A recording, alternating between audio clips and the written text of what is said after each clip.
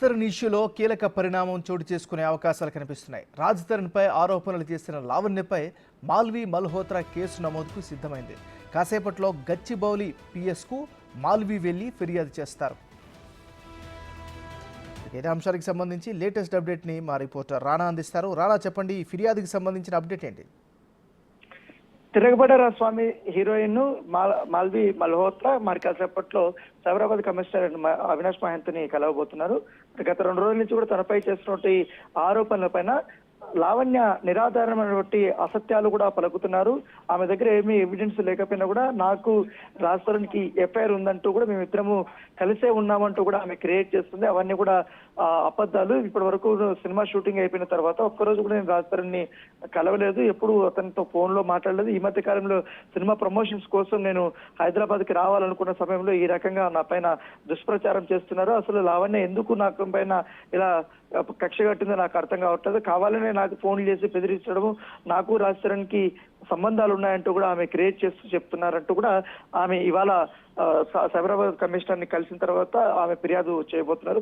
ఫిర్యాదు చేపిన తర్వాత ఆమె పూర్తిగా, ఎందుకంటే ఈ మంత్ లోనే ఆమె సినిమా కూడా రిలీజ్ కాబోతుంది. ప్రమోషన్ యాక్టివిటీస్ కూడా ఫుల్ స్వింగ్ లో ఉండబోతున్నాయి. సో ఈ తరుణంలో హీరో గురించి, హీరోయిన్ గురించి మొత్తం ఈ రకంగా ఆరోపణలు రావడం పట్ల కూడా ఆమె కూడా చాలా సీరియస్ గా తీసుకున్నారని కూడా చెప్తుంది. దాని తగ్గట్టుగానే ఇవాళ ఫిర్యాదు చేసి వాళ్ళని పైన చర్యలు తీసుకోమని కోరుతానని కూడా ఆమె చెప్తున్నటువంటి పరిస్థితి కనపడుతుంది. గత 6 నెలల్లో ఒక్కసారి కూడా నేను ఫోన్ చేసి మాట్లాడినటువంటి దాఖలాలు కూడా లేవనేసి కూడా చెప్తున్నారు.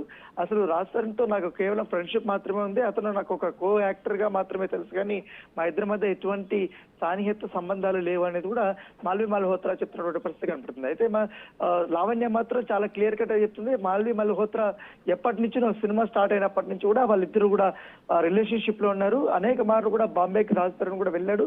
తర్వాత తను కూడా హైదరాబాద్ కు వచ్చింది. ఇదే ఫ్లాట్ కి వచ్చి వాళ్ళిద్దరూ వచ్చినటువంటి సందర్భాలు ఎన్నో ఉన్నాయనేసి కూడా ఆమె చెప్పడం జరిగింది. మాల్వి మల్హోత్రా ఎంటర్ అయిన తర్వాత రాజ్తరుణ్కి నాకు రిలేషన్షిప్ బ్రేక్ అయింది, కొట్లాట్లు కూడా స్టార్ట్ అయినాయి. అప్పటి నుంచి నాకు దూరంగా రాజ్తరుణ్ వెళ్తున్నాడు అనేసి కూడా ఆమె నిన్న కామెంట్స్ చేసినటువంటి పరిస్థితి కనపడుతుంది. సో ఇవాళ ఇటు మస్తాన్కు సంబంధించినటువంటి రిలేషన్షిప్ గురించి కానీ, లేకపోతే రాజ్తరుణ్ పై చేసినటువంటి ఆరోపణల గురించి కూడా ఖచ్చితంగా మీడియా ముందుకు వస్తారని చెప్పినటువంటి లావణ్య ఇప్పటి వరకు కనీసం పోలీసులకు కూడా అందుబాటులో లేనటువంటి నేపథ్యం కనపడుతుంది. కేవలం నోటీసులు తీసుకున్నారు. ఆమె దగ్గర ఉన్నటువంటి ఎవిడెన్స్ ఏమేమి ఉన్నాయో అవన్నీ కూడా సబ్మిట్ చేయమనేసి కూడా పోలీసులు అడిగినప్పటికీ కానీ ఇప్పటి వరకు ఎటువంటి రెస్పాన్స్ లేదు. సో ఈ ఎపిసోడ్ ఇలా జరుగుతున్నప్పుడు నేపథ్యంలో సడన్ గా మాల్వి మల్హోత్రా ఈ యొక్క సీన్ లోకి ఎంట్రీ ఇచ్చింది. ఇప్పుడు ఏకంగా ఆమె లావణ్య పైన కేసు పెడుతున్నటువంటి పరిస్థితి అయితే కనపడుతుంది. Right, thank you Rana.